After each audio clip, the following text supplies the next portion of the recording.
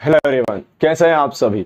चलो आज हम बात करते हैं बिजनेस स्टडी के फर्स्ट चैप्टर के कंक्लूजन की। उसके फंक्शन ऑफ मैनेजमेंट, कोऑर्डिनेशन, उनका इंपॉर्टेंस और उसके रिक्वायरमेंट को पूरा करके इस चैप्टर को कंक्लूड करते हैं। तो शुरू करें आज की क्लास।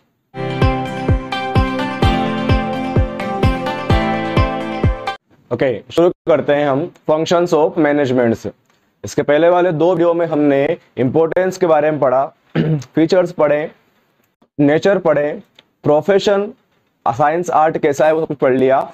इस वीडियो में हम देखें क्या फंक्शन परफॉर्म करता है मैनेजमेंट। तो मैनेजमेंट का पहला फंक्शन है प्लानिंग। प्लानिंग का मतलब क्या होता है? What to do, how to do, when to, ये पहले से डिसाइड कर लेना। पहले ही डिसाइड कर लेना है क्या करना है, कैसे करना है, कब करना है, किस तरीके से, क्या तरीका हो करने का, वो पहले से ही डिसाइड कर लेना। That is called the planning. किसी भी चीज के टारगेट तक हम अचीव करने के लिए, उस तक पहुंचने के लिए हम एक फंक्शन, एक प्रोसेस फॉलो करते हैं। उस प्रोसेस को पहले से डिसाइड कर लिया जाता है कि आज मैं बैठकर डिसाइड कर लेता हूं कि कल मुझे कहां पहुंचना है। That is the planning. आज जो मैं कर रहा हूं उसको प्लानिंग बोला जाता है। फर्स्ट फंक्शन ऑफ मैनेजमेंट, जब मैं प्लानिंग कर लूंगा किसी भी चीज को, फॉर एग्जांपल कि मुझे मेरे बिजनेस में 10% से प्रॉफिट बढ़ाना है, प्रॉफिट इंक्रीज करना है, तो प्रॉफिट को इंक्रीज करने के लिए सेल बढ़ानी पड़ेगी। सेल बढ़ाने के लिए प्रोडक्शन बढ़ाना पड़ेगा, उसके लिए मुझे टाइम से वर्कर्स को अपॉइंट करना पड़ेगा। ये सारी प्रोसेस होती है। टारगेट मेरा क्या है? मेरा टारगेट है 10% सेल बढ़ाना। उस 10% सेल बढ़ाने के लिए मुझे जो रिक्वायर्ड रिसोर्सेस हैं, देखो हमने प्लानिंग करके ये डिसाइड तो कर लिया कि मैंने ये काम करना है, इस तरीके से करना है, लेकिन उनके लिए जो रिक्वायर्ड रिसोर्सेस है उनको सही वे में, कौन से प्रोसेस में, कौन से स्टेप में, कौन सा ऑर्गेनाइजेशन, कौन सा रिसोर्सेज लगेगा, उसको सही तरीके से अरेंज करना। This arrangement is called organisation. इसको हम क्या बोला जाता है? ऑर्गेनाइजेशन बोला जाता है। ऑर्गेनाइजिंग ऑफ द रिसोर्सेज, उसको ऑर्गेनाइज करना प्रॉपर तरीके से, ऑर्गेनाइजिंग ऑफ द रिसोर्सेज, ताकि हम हमारे जो टारगेट डिसाइड कर रखा है, जो प्लानिंग मैंने कर रखी है, उसको आसानी से अचीव कर ले। रिसोर्सेज को सही अरेंज करना, पता करना कितने बंदे कहां लगने वाले हैं, कितना रिसोर्स, कितनी मशीन कहां पर लगने वाली है, वो पता करना। स्टाफिंग, जब मैंने पता कर लिया कि टॉप लेवल में 2 बंदे, मिडिल लेवल में 5 बंदे और लोअर लेवल में 8 बंदों की रिक्वायरमेंट है, तो अब उनकी क्वालिफिकेशन के बेसिस पर या मेरे रिक्वायरमेंट के बेसिस पर लोगों को वहां पर अपॉइंट करना, पर्सन को अपॉइंट करना, एक राइट पर्सन को राइट जॉब पर, राइट प्लेस पर। This is called the staffing. ये थर्ड फंक्शन है मैनेजमेंट का। और ये मैनेजमेंट के फंक्शंस जो होते हैं वो सीक्वेंस चलते हैं। सबसे पहले प्लानिंग ही होती है, you can not appoint a person. सबसे पहले प्लानिंग करना पड़ेगा, देन आपको ऑर्गेनाइजिंग करना पड़ेगा, देन आपको स्टाफिंग करना पड़ेगा। अब स्टाफिंग कर लिया, उसके बाद मुझे क्या करना पड़ेगा? मेरे बंदे को अपॉइंट किया आपने, वेल क्वालिफाइड है, वेल एजुकेटेड है, वेल नॉलेजेबल है, मेरे यहां कैसे काम करता है मुझे पता है, कैसे काम करना है, कब काम करना है, क्या टाइमिंग रहेगा, सब कुछ मुझे पता है, और कैसे उनको मोटिवेशन दिया जाता है। सो सारे काम जो होते हैं वो कहां होते हैं? डायरेक्टिंग में। उनको एक दिशा दिखाना, एक रास्ता दिखाना किस रास्ते पर उनको जाना है। डायरेक्टिंग करना, डायरेक्ट करना, उनको सही रास्ता दिखाना ताकि वो अपने गोल तक आसानी से पहुंच सके। ये काम मैनेजमेंट का है।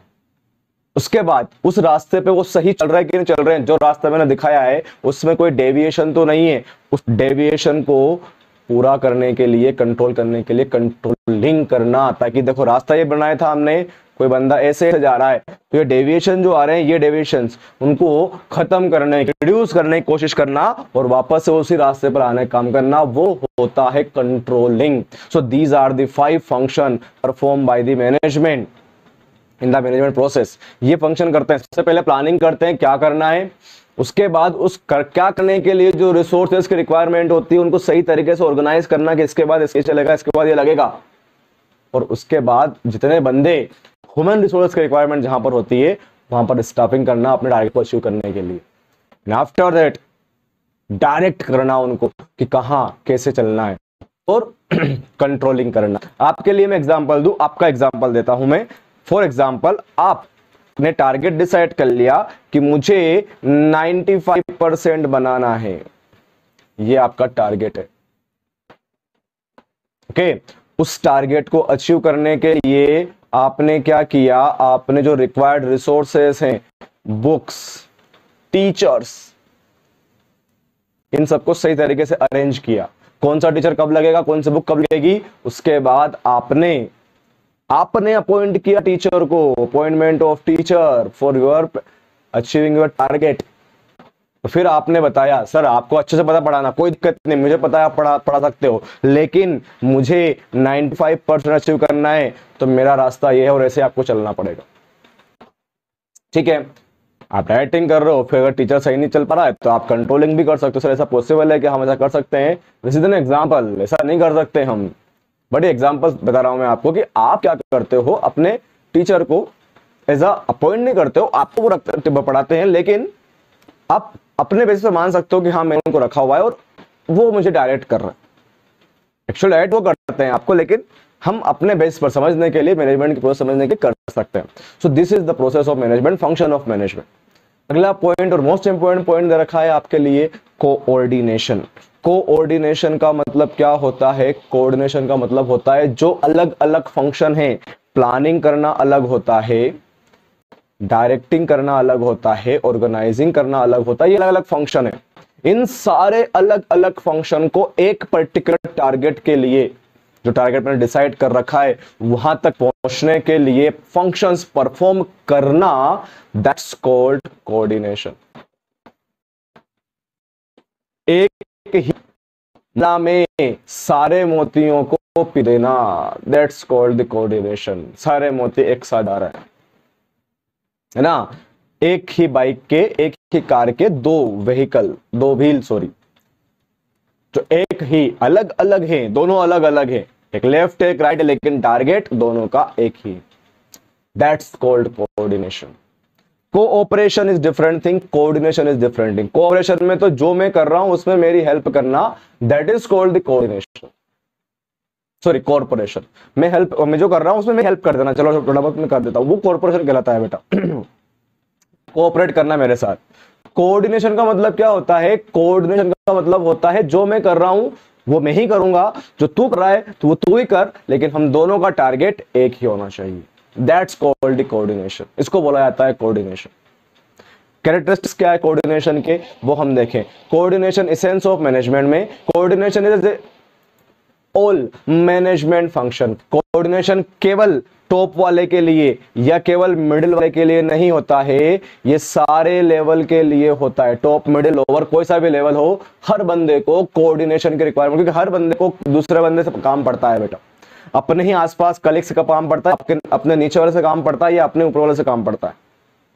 So everyone needs to anyone, that's why coordination is required for all level of management. उसके बाद coordination is needed all levels दे रखा है यहां पर। एंड उसके बाद कैरेक्टरिस्टिक्स ऑफ कोऑर्डिनेशन में दे रखा है coordination integrated group efforts. Characteristics क्या है इसका?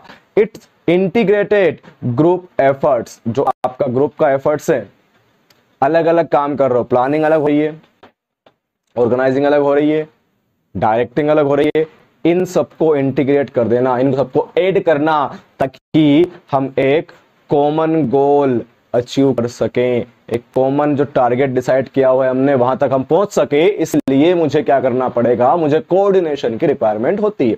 Coordination ensure unity of action. ये कैरेक्टरिस्टिक्स है इसका, कि आप जो एक्शन परफॉर्म कर रहे हो, जो आप एक्शन कर ले रहे हो, मतलब ऐसा नहीं है कि एक्शन मतलब होता है कोई लड़ाई झगड़े करना। एक्शन का मतलब होता है पर्टिकुलर एक एक्टिविटी करना, तो वो एक्टिविटी पर्टिकुलर एक गोल को अचीव करने के लिए हो, ये इंश्योर कौन करता है? आपको कोऑर्डिनेशन करता है, क्योंकि वो अलग अलग फंक्शन को एक साथ चलने के लिए बोलता है।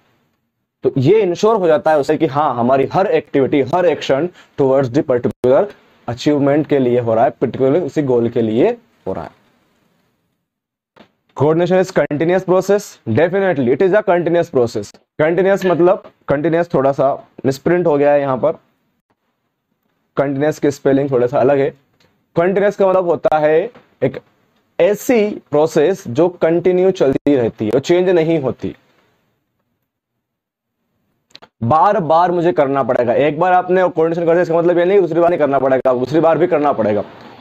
सो कंटिन्यूअस प्रोसेस है आपकी कोऑर्डिनेशन। उसके बाद coordination is all pervasive functions.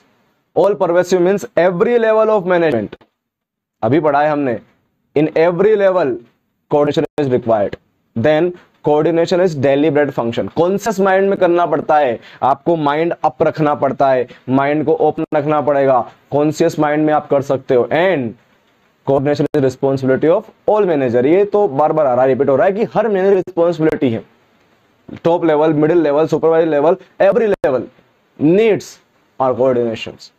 ये कोऑर्डिनेशन के कैरेक्टरिस्टिक्स थे। इंपॉर्टेंस क्या है? Growth in size, small business है, नीड लेस कोऑर्डिनेशन। जैसे जैसे बिजनेस बड़ा हो जाएगा, ग्रो करेगा, तो बड़े बिजनेस में कॉन्फ्लिक्शन होता है, लड़ाई झगड़े होते हैं। बड़ा बिजनेस होता है तो ज्यादा मेंबर आते हैं, ज्यादा मेंबर आते हैं तो कॉन्फ्लिक्शन रहता है उनके बीच में। कैसे हम उन सबके बीच में एक जैसा बिहेवियर रखें, उसके लिए मुझे कोऑर्डिनेशन की रिक्वायरमेंट है। कोऑर्डिनेशन जो फंक्शनल डिफरेंशिएशन होता है, हर डिपार्टमेंट लाइन डिफरेंस कैसा होता है बेटा? डिपार्टमेंट लाइन बोलता है, जैसे मान लें कि सेल्स डिपार्टमेंट बोल रहा है कि मैं तो डिस्काउंट दूंगा ताकि मेरी सेल्स बढ़ जाए। फाइनेंस वाला बोल रहा है कि नहीं नहीं नहीं नहीं, डिस्काउंट नहीं दे पाओगे आप, डिस्काउंट अगर दोगे तो मेरा अकाउंट खत्म हो जाएगा, मतलब डिस्टर्ब हो जाएगा और मेरा लॉस दिखाएगा, मैं नहीं देने दूंगा आपको डिस्काउंट। तो कॉन्फ्लिक्शन है बेटा इनके बीच में। बट कोऑर्डिनेशन की हेल्प से हम इस कॉन्फ्लिक्शन को दूर कर सकते हैं, खत्म कर सकते हैं। फंक्शनल डिफरेंशिएशन जो होता है वो हम खत्म कर सकते हैं, कम कर सकते हैं कोऑर्डिनेशन की हेल्प से। स्पेशलाइजेशन, समटाइम जब स्पेशलाइज्ड हो जाते हैं बंदे अपने फील्ड में, तो उनके बीच में उनके पास आ जाता है बेटा ईगो, एटीट्यूड, कि जब जो मैं कर रहा हूं वो सही है, दूसरे से क्यों पूछूं? मैं अपने फील्ड में एक्सपर्ट हूं, वो उसके फील्ड में एक्सपर्ट है, मुझसे क्यों पूछने जाऊं? लेकिन कोऑर्डिनेशन की हेल्प से हम इसको अलग रख के दोनों स्पेशल पर्सन का जो नॉलेज है हम उसका यूज कर सकते हैं बिजनेस में। ठीक है, so these are the function importance of coordination. Nowadays we need management for a business. अगर मैनेजमेंट नहीं होगा तो बिजनेस नहीं हो पाएगा बेटा। Chapter number 1 is completed now. If you want to MCQ question, please Telegram to me, मैं वहां पर मिलूंगा आपको, वहां पर आपको मैं क्वेश्चंस बताऊंगा, MCQ कैसे सोल्व करते हैं, मतलब क्वेश्चन कैसे होता है। नेक्स्ट वीडियो में हम नेक्स्ट चैप्टर पढ़ेंगे। तब तक के लिए thank you, have a good day.